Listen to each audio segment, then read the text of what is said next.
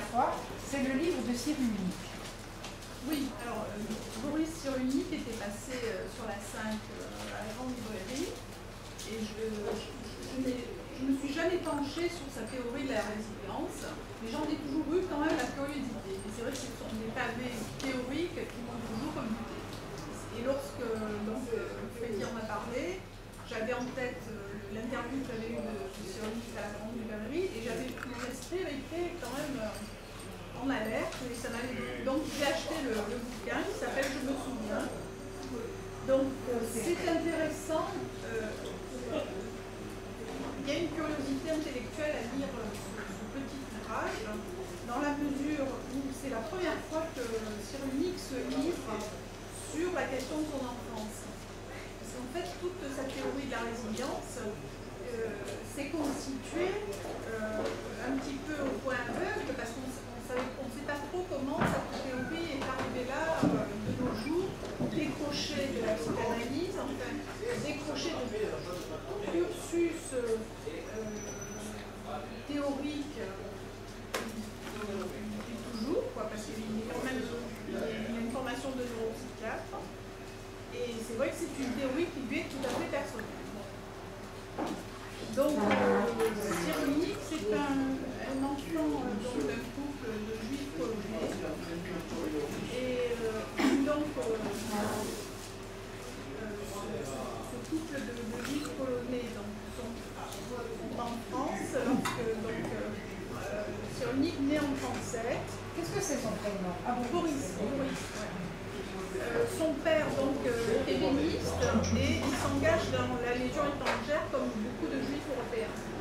Si bien qu'en 1942, il est arrêté après avoir été blessé au combat et il est déporté dans la même année en 1942. De son côté, sa mère à lui est résistante et elle est arrêtée elle est arrêtée en 1942 et déportée évidemment. Et juste avant de être arrêtée, elle est confiée à l'assistance publique. Donc c'est un enfant qui va aller de famille d'accueil en famille d'accueil. Et jusqu'au moment où il est dénoncé, il est hébergé dans une famille, il est dénoncé, il est arrêté. Et il n'est pas déporté parce qu'il s'échappe. Donc, dans ce petit ouvrage, c'est la première fois de sa vie, donc il a quand même passé 64 années de sa vie sans revenir sur son enfance et surtout sans revenir sur les lieux des familles d'accueil où il est passé, de Bordeaux où il a été arrêté, etc. Donc c'est très intéressant de voir comment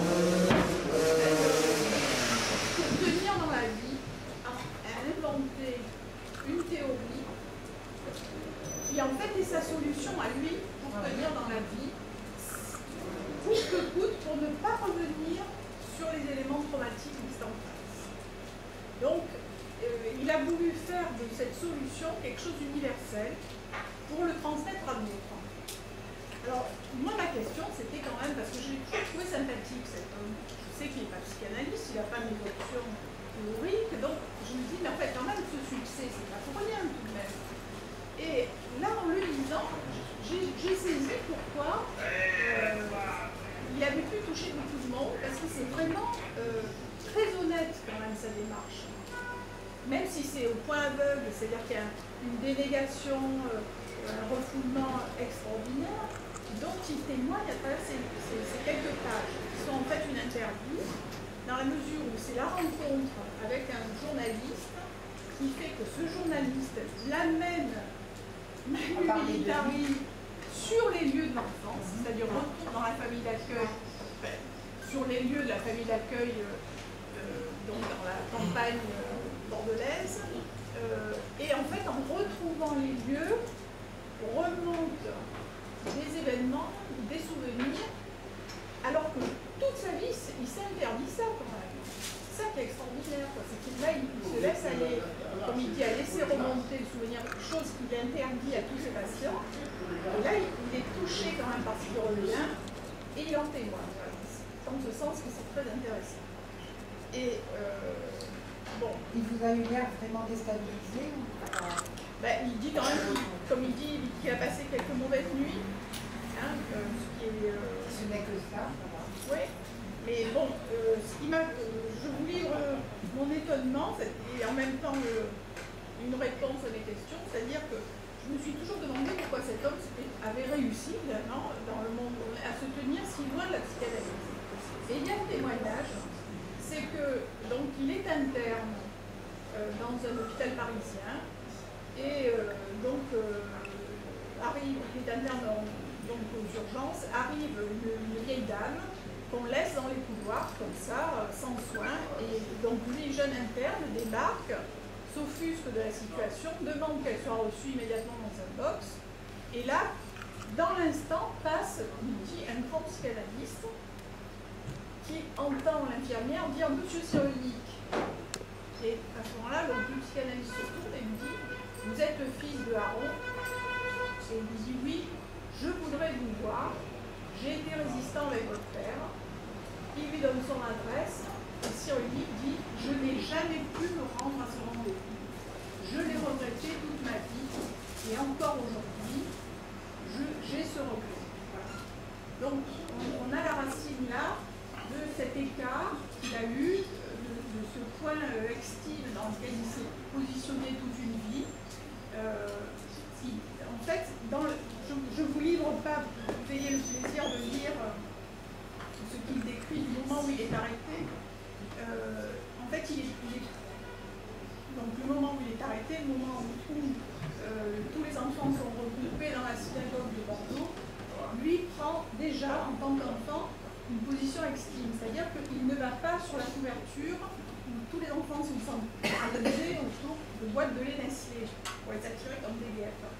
Donc il a cette position de ne pas vouloir être avec la masse, et c'est cette position qui va le sauver parce qu'il est aux aguets de voir les adultes qui cherchent à s'échapper, et il trouve une solution, c'est-à-dire qu'il se cache dans les toilettes en position haute, et il dit qu'il a la chance que les Allemands ouvraient effectivement les toilettes pour voir si quelqu'un y était caché, que lui qui est en hauteur, personne n'a l'idée de regarder en hauteur, et ça le sauve.